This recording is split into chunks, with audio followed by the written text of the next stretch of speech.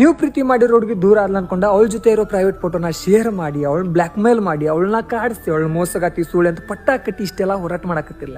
ಎಷ್ಟರ ಮಟ್ಟಿಗೆ ಸರಿ ಇದು? ಓಕೆ, ಒಪ್ಕೊಂಡು ನೀವು ಭಾಳಷ್ಟು ನಂಬಿಕೆ ಇಟ್ಟ ಭಾಳಷ್ಟು ಲಾಯಲಿಂದ ಲವ್ ಮಾಡಿದ್ರಿ, ಅವಳನ್ನ ಬಿಟ್ಟರೆ ನಿಮ್ಗೆ ಇನ್ಯಾರೂ ಆಗಿಲ್ಲ, ಅವಳು ನಿಮ್ಗೆ ಪ್ರಪಂಚ ಆಗಿದ್ದಾರೆ. ಆದ್ರೆ ಎಲ್ಲ ಕಡೆನೂ ಪ್ರೀತಿನ ಗೆಲ್ಲಬೇಕಲ್ಲ.